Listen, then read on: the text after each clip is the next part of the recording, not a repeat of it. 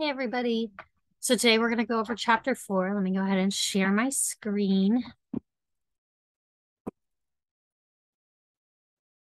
and start the slideshow. All right, so we're going to talk a little bit about a couple of our theories that we've mentioned before, but also some of the other kinds of interaction that happens within sociology research and what it is we're really trying to get at.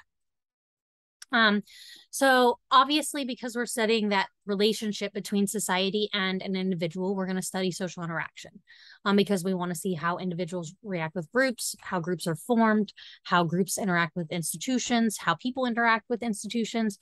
All of these things are kind of the social fabric that creates social interaction. And that includes on a one-on-one scale. But so Goffman, was a highly influential sociologist. He's one of those that you'll hear a lot about as we move forward in this course. And he created really social interactionist theories. And then those ended up becoming their own research methods, their own research really pathway. They really became the thing that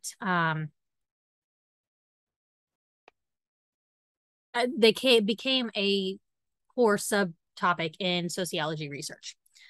And when we talk about social interaction, we're talking about the process by which we act and react to those around us. And that's, again, at multiple different layers. Goffman's work really is an example of microsociology. So he's really talking about those interactions on a very one-on-one kind of basis, or one-on and a group of a few, right? He's not talking about the institutional and individual interaction. He's talking really about those interpersonal relationships and how those interactions happen.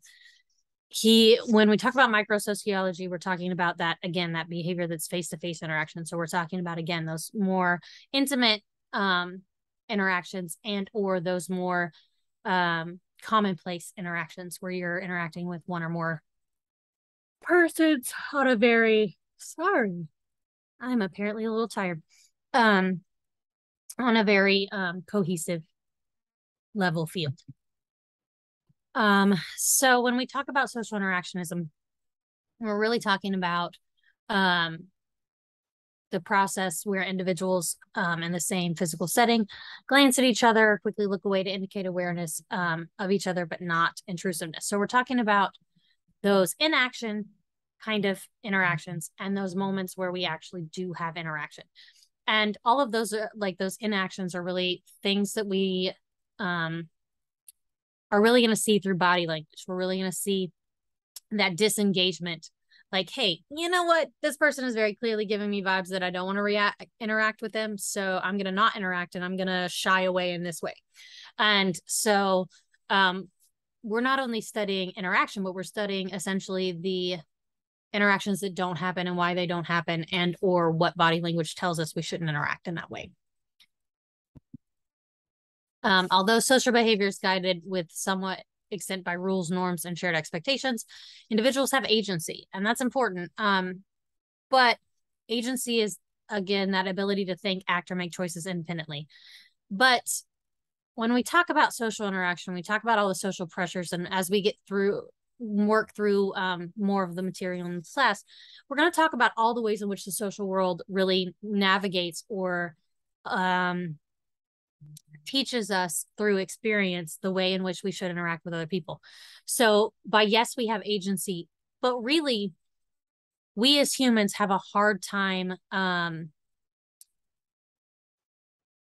getting or creating situations that aren't one of the options that we already have kind of seen, navigated, or know the consequences of.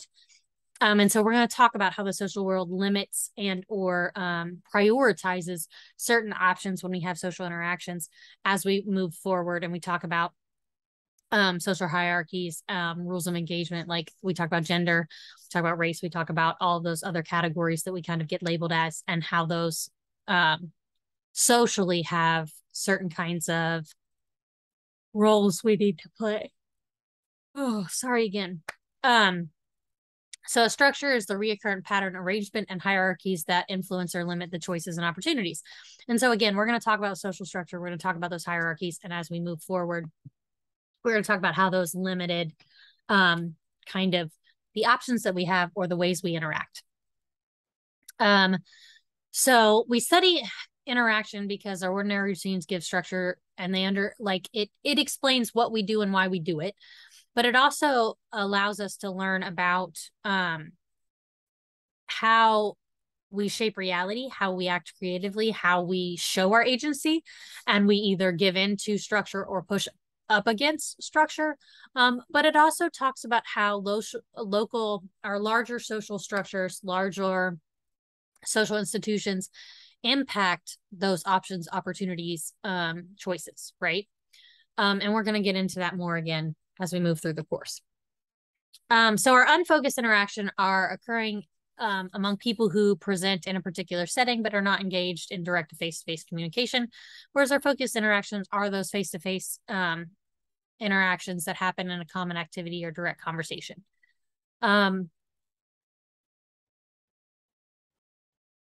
There's some periods or some situations you're always going to find that, that one that doesn't fit the rule. And so you're going to find exceptions that either are both or don't really neatly fit into either one of those categories.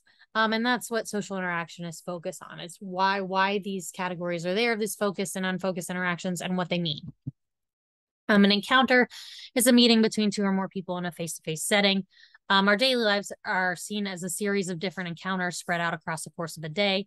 In modern society, many of these encounters with strangers or rather than people we know. And that includes like the cash register, the grocery store, or the million people we get in arguments with on social media, or the friend of a friend of a friend who we've met vicariously at a social event, right? So all of these things are encounters. And currently, because we are living in a society where our social networks can cast a much larger net due to technology, due to just population spread, due to geographic density of populations, we end up having a lot more of these encounters than, say, in the 1920s or in the 1770s or what have you, where there would have been limited ability to have encounters with people you did not know. Encounters always need openings, which they indicate as civil inaction are being discarded. And they include expressions that Goffman distinguishes as given or given off. Expressions of given are words or facial expressions that produce certain impression on another person, or expressions given off are clues that a second person may spot to check sincerity or truthfulness in a person. So you might be smiling, or you might be leaning into a person as you're talking to them. And those things might express that you want to have this engagement. But you might also be holding something like maybe pepper spray or something between your fingers, and you can tell there's a tensity to your shoulders that the other person might pick up on, that you are actually weary of the situation. So there's a dynamic there that happens. And we as humans have to read those settings very quickly and are generally given a lot of information in a very short period of time via all these different signals. And we have to figure out if that encounter is going to be something we want to engage in or not. Again, I'm sorry for all the yawns. Nonverbal communication, or any of that communication that we do without using written word or language. So that's going to be your body gestures. That's going to be your facial expressions. That's going to be even sometimes the clothing you're wearing, or the way you position your body, or the intensity to which you are doing any of those things.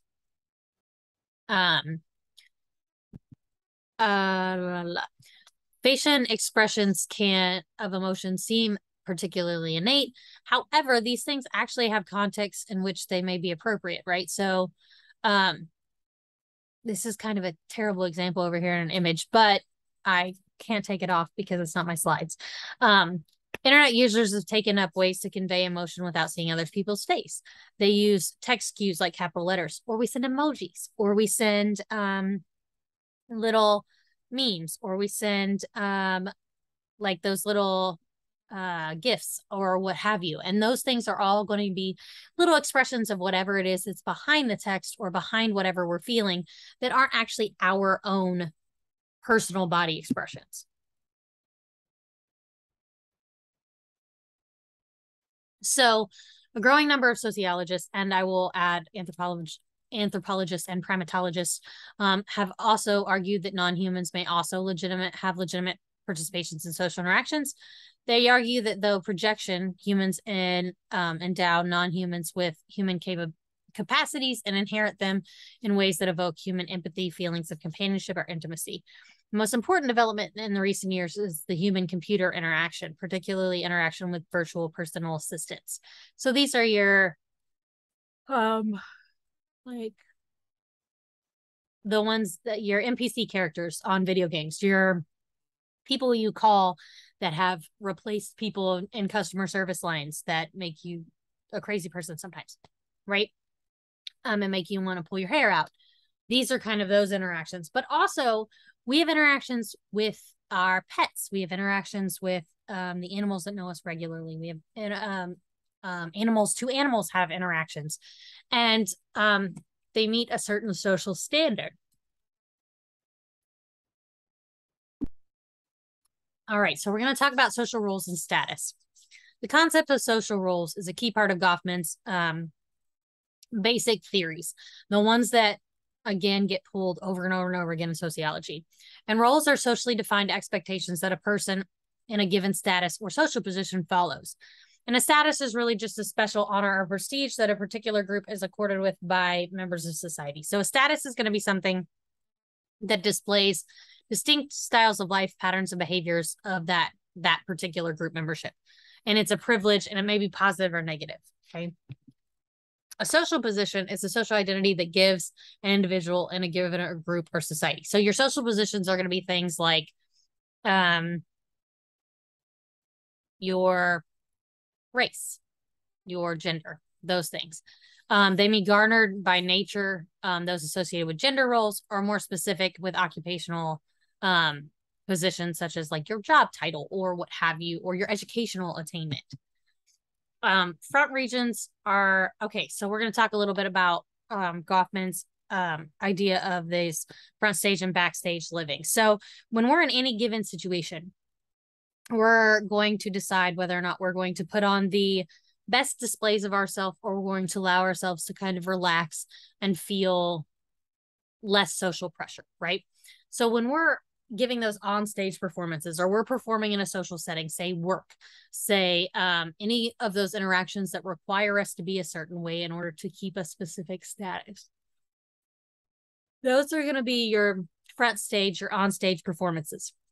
Your backstage or your performances are going to be those that would be like considered your off camera. They're going to be your, when you're relaxed, you're with your close friends, you're with your family, you're with the people you care about, and you're able to kind of relax your behavior, not worried as much about social sanctions, not really worrying about so much about having those kind of negative social consequences for some of your behavior. Those are going to be, you know, your more intimate settings. Impression management is really just prepping for a presentation of one's social role. This occurs through the concealment or revelation of information. This is how much you want to disclose about yourself, really. Like in small terms, why is a fly trying to get me?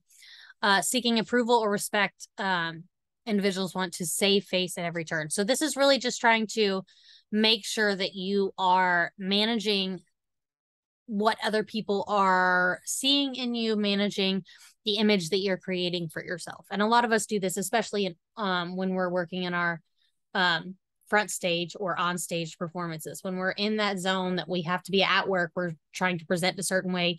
Most of us aren't yawning in our lecture notes or what have you, and we're trying to emit a certain respectability, right? I feel like we're humans, so I think that being humans is more relatable and actually better teaching strategy. However, there's a lot of teachers or professors that you will see in the suit and tie and the whole nine, and they will be going in there to make sure that you understand that they are an authority figure and that this is something that you need to respect, understand, and kind of dote on. those kind of social statuses, while yes, I am a very educated human, I am also a human who is capable of my own biases and understands my own biases and would rather reach another human on a human level and help them understand what sociology really means and how it applies to their life. At the same time, individuals who endeavor individually or to preserve their own dignity, autonomy, and respect. And one way this is achieved is through audience segregation. And each of their roles, they act somewhat differently, and they endeavor to keep the roles both distinct and separate from one another. And to an extent, we do this anyway, right? Because so like I'm a different person to an extent when I'm a teacher than I am when I'm a mom, than I am when I'm a partner, right? Like I'm not going to mom my partner. Like I have no intention of doing that. And that role distinction is there for a reason. It's to keep it distinct, to keep it separate. This relationship, this interaction operates in a different way. So I am a different part of myself. That's not to say that any of these ways that we're acting is fake or false. It's just that we understand that there are social contexts for how we operate in different situations. So again, I'm going to talk differently, but probably not yawn. I might actually. In a staff meeting where I have a big presentation to do, and I need to impress upon my bosses, or maybe in a job interview, right? In a job interview, I'm going to be suit and tie and the whole nine. And that's because those social expectations are different. And I think that this ties into that impression management and that audience segregation kind of work together, because you have to know your audience. You have to know the social expectations for whatever setting that is. That allows you to kind of segregate that audience and form whatever impression you need to make for that particular setting. Then we're going to go and we're going to get into a different setting, say maybe a more relaxed setting with our partner, or alone at our house watching TV. And we're going to be allowed to be chilling in our PJs, or, you know, be drinking a cocktail, or be able to just be sitting there petting the dog, all cuddled up in blankets. Whatever we want to do, we can turn kind of that impression management off in certain situations, because we don't have expectations that are based on that institution's notoriety, if that makes sense.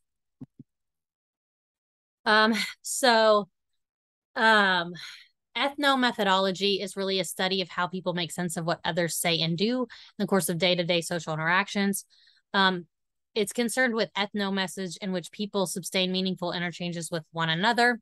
This study is created by Harold Garfunkel, who argued that to understand the way people use context to make sense of the world, sociologists need to study the background expectancies with which we organize ordinary conversations. So anytime we have a conversation with another human, we are operating in the conversation and answering the questions, doing that back and forth, vocabulary learning, cognitive function.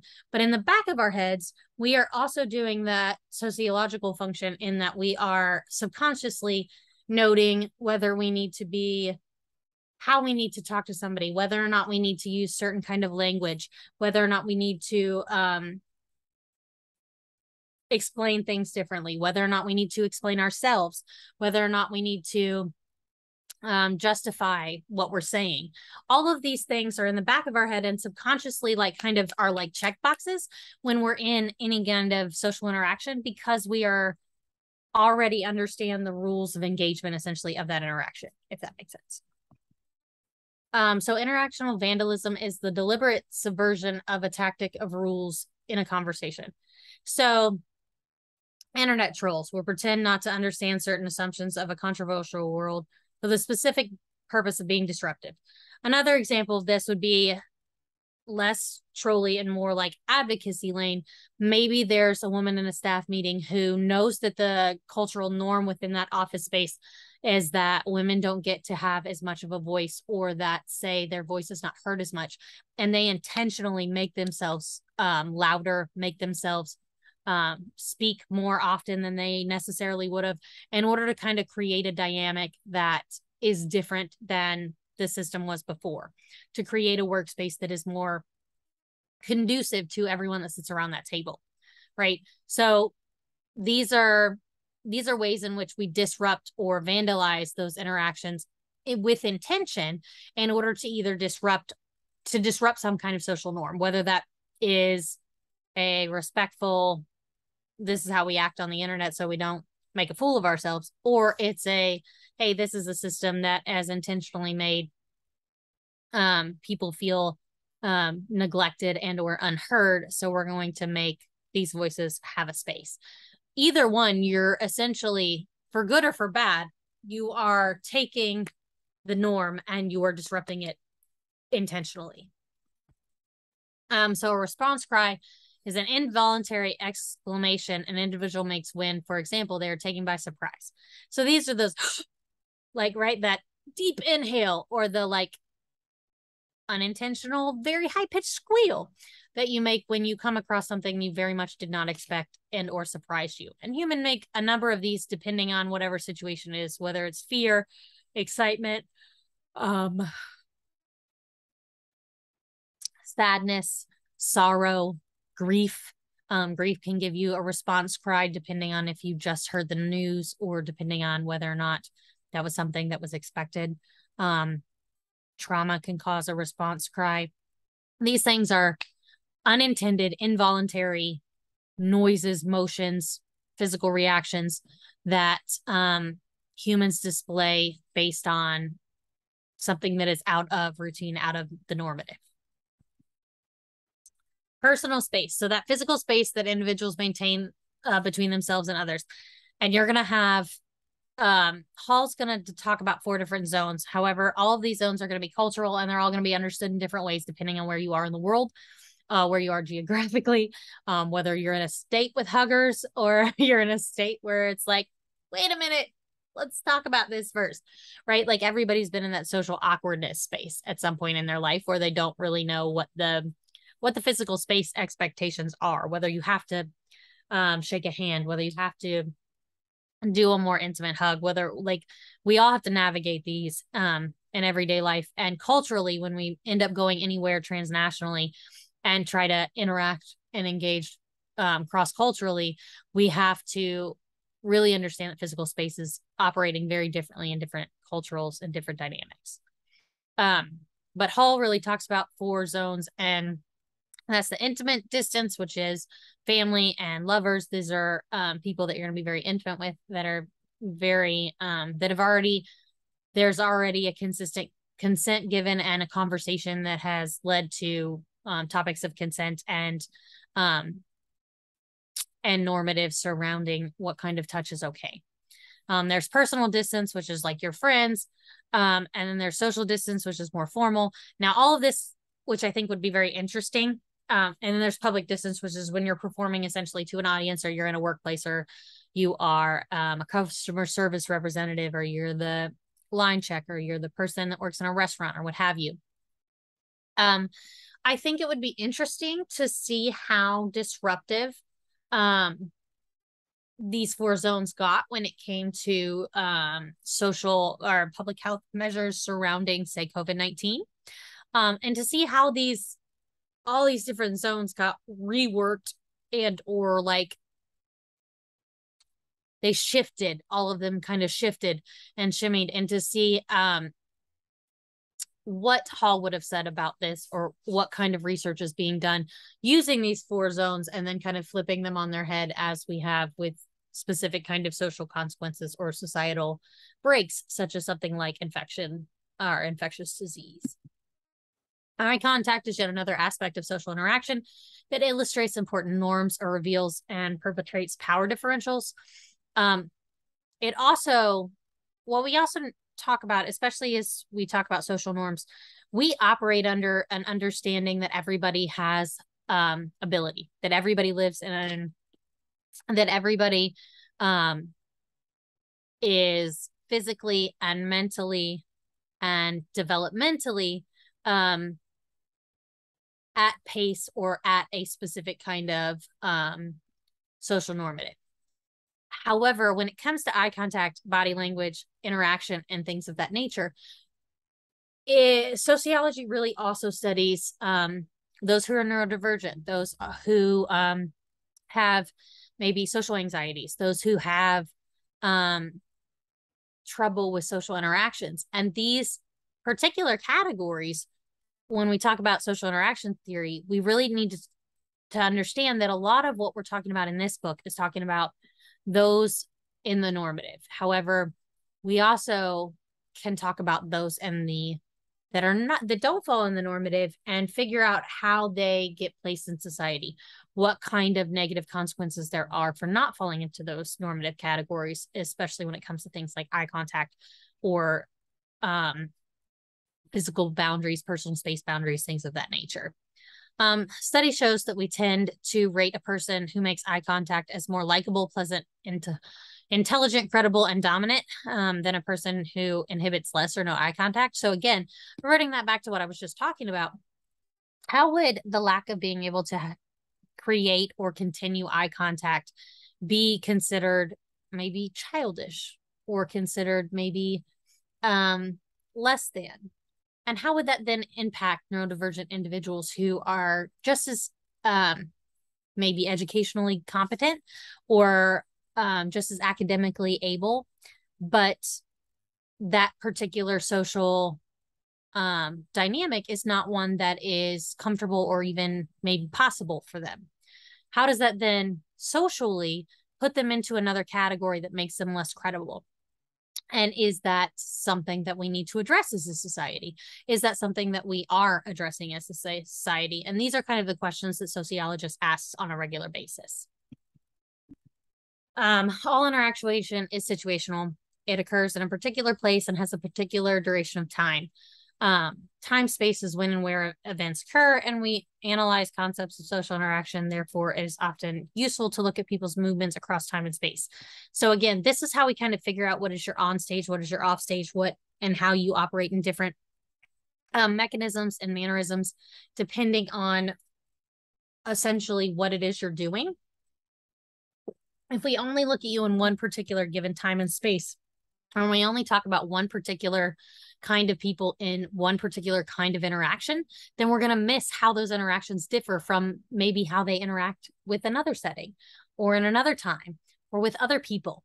And these kind of things are how we understand and how we formulate social interaction theories, is really understanding that there are more than one time, space, and way in which we interact with others.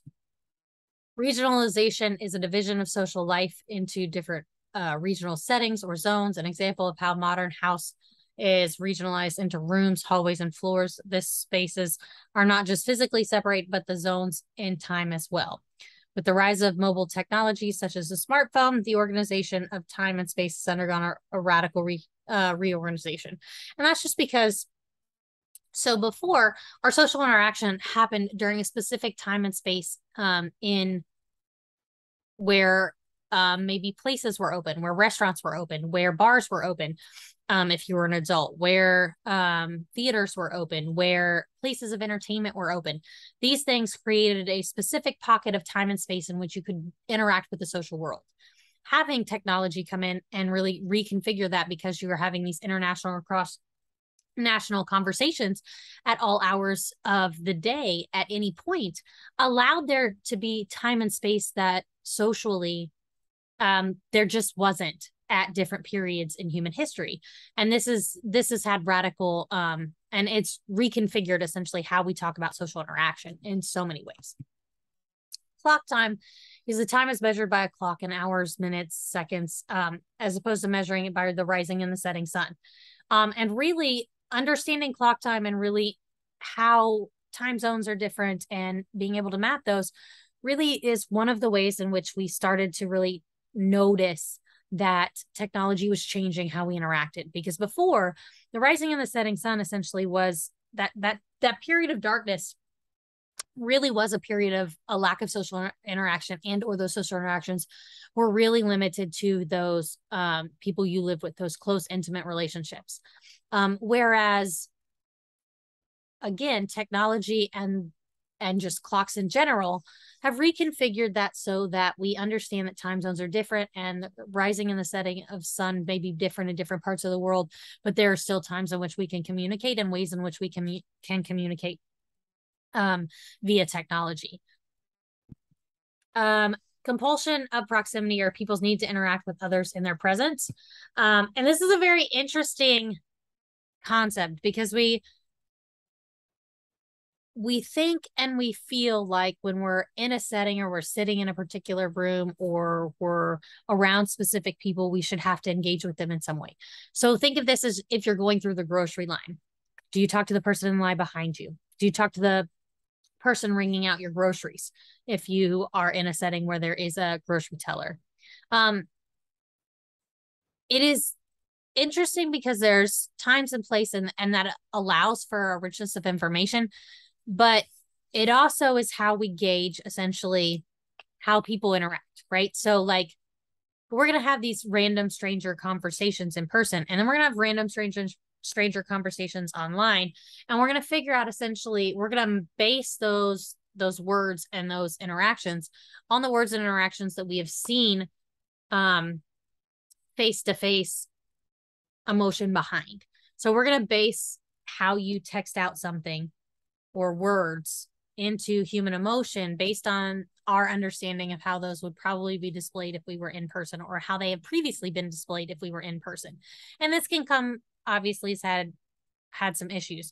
I don't know anybody who hasn't at some point gotten the wrong idea about a text message that was sent to you or that you sent out and had misread because the inflection wasn't there to articulate essentially what it is what emotion was causing that.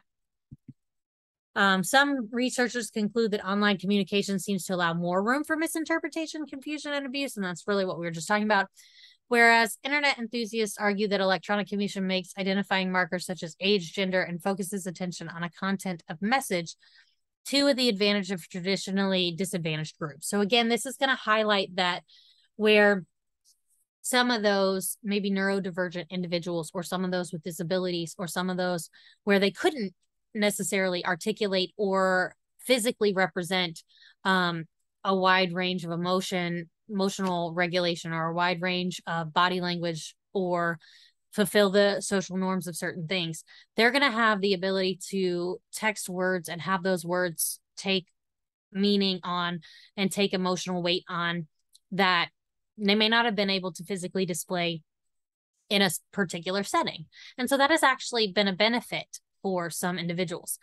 And or those who are physically incapable, maybe, such as maybe Stephen Hawking, or someone who is using a communicator in a very different way that can't articulate words. Those kind of technologies were vital in him being able to express all the science that he had created, and all of the ideas that he had within him. The rules of social interaction can never be understood independently of categories of race, class, gender. I would also say age, socioeconomic status, disability, or ability. What's another one? Ethnicity, culture, just what language you speak in general. And really, we talk about this because all of these things have all of these positionalities that we hold, all of these categories that we are as people, all these boxes that we tick, or the ones that we don't fit in, those create social dynamics and social exchanges that have different power relations. And as long as those power relations are different, they're going to create situations where you're going to have abuse of power, where you're going to have harassment, where you're going to have an inability to maybe change your outcomes. So in the research on street harassment that Carol Brooks Gardner does, she was really looking at the interactions when interactions that occur as something when women frequently experience as abuse. So they were talking about harassment when it comes to a larger system of gender inequality, and it representing that male privilege or power in public spaces, and women's physical vulnerability and or threat of physical harm. In Jeffrey Lane's research, boys are more visible and acted more dominant towards girls on the sidewalk, whereas girls gain visibility and control online. And again, these are how we when we think about social interaction, we have to think about the setting. We have to think about the ways in which social hierarchies navigate or are found in these kind of conversations. And I teach a lot of other courses that talk about these kind of demographic groups that are marginalized.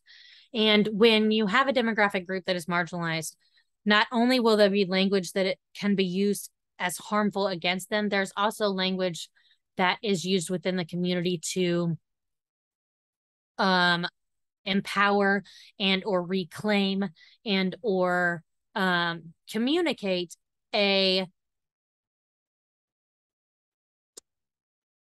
dysregulation or dissenting opinion to that normative that they are less than, to that normative that they are lower on that hierarchical scale.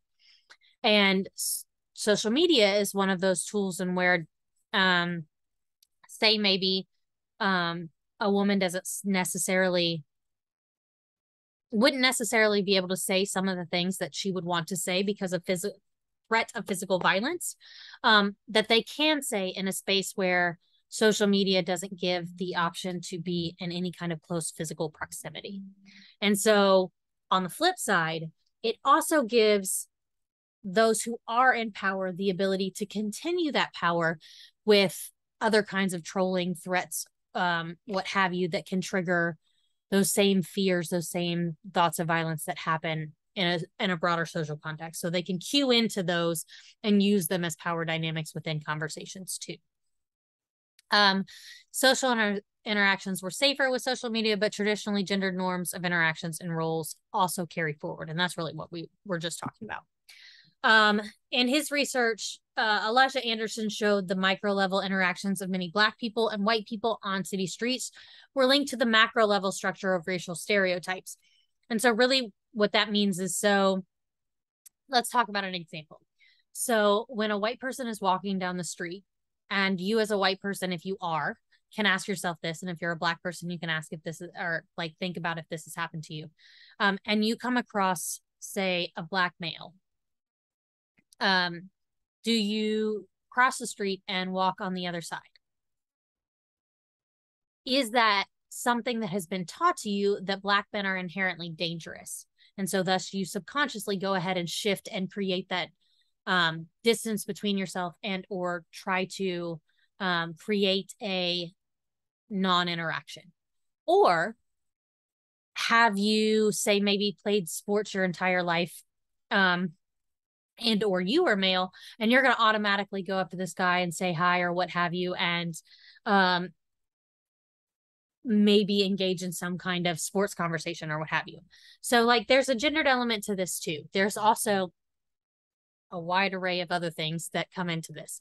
And the point here being that the way media displays certain people, the way social institutions display certain people, the way you are taught what certain people are or what boxes they are like what characteristics are boxed in that category with them, this to an extent auto creates a bias in your head that you have to override in order to understand that there are these stereotypes you have learned, there's these biases you have learned, and these create non-interaction or engage in possibly harmful interaction depending on your social status and where you are in comparison to the other person on whatever given hierarchy. In demonstrating that interaction and interactional tensions derive from outside statuses such as race, class, and gender, Anderson shows that we cannot develop a full understanding of the situation by looking at just micro-level interactions. So in that interaction, as, say, maybe a white female deciding to cross the road, that can be also due to that's how you've been taught to handle all males. That's how you've been taught that Black males are threatening. That media has consistently portrayed men of color as threats, so on and so on and so on and so forth. And so that those inherent little biases that have been created by all the social institutions that have taught you how to be a social human have created this non-interaction. Meanwhile, this human could have just won the Nobel Peace Prize for possibly nonviolent protest or what have you, or could have just been awarded a citizens award for community leadership, and could be the most safe person you could probably meet on the street. And you would never know that because of the lack of interaction due to these social biases and social learnings that you have already had. Now, there are a number of people that are calling those into question and continue and have called those into questions for decades, generations on generations on generations. And trying to break those down is never going to be an overnight thing. But it is something that you have to consciously check yourself to understand how you're interacting with certain people and why. In his more recent research, Anderson explains cosmopolitan canopies such as pluralistic spaces where people engage with one another in the spirit of civility and even committee and goodwill. So these are like, these spaces are self-fulfilling environments of tolerance. So say you're at a sporting event and all of the people have on the same kind of jerseys as you do. The fact that you have something so inherently in common and so deeply rooted in this understanding of we are in the same space, we are in this together, will maybe allow you to check and or turn off some of the other boxes you have learned, because you've created this social space where you are in this together, if that makes sense. And the social space, sports was just something that was easy off the top of my head, but it doesn't have to be that. It can be a queer bar for a wide array of different queer people. It can be an academic space, depending on if that academic space has the inclusion necessary for that feat, and or even the diversity to carry on that feat. What else? But yeah, so essentially certain spaces allow for spaces to be kind of override some of those safety mechanisms due to the fact that you are essentially have this or form this idea of we're in this together. This space is a space where we're all, not all equal, but we're all looking at the same goal or wanting the same thing. All right, so that's all we have for this week. I will go ahead and get chapter 5 up before we know it, because I know that after we get this exam, I want you guys to be able to kind of review and go over. If you have any kind of questions about anything that we've gone through between chapter 1 through 4, now is the time to ask, because I want you guys to do as well as you want to do on that exam for the first module. But I'm here again to answer any questions or comments or concerns that you may have.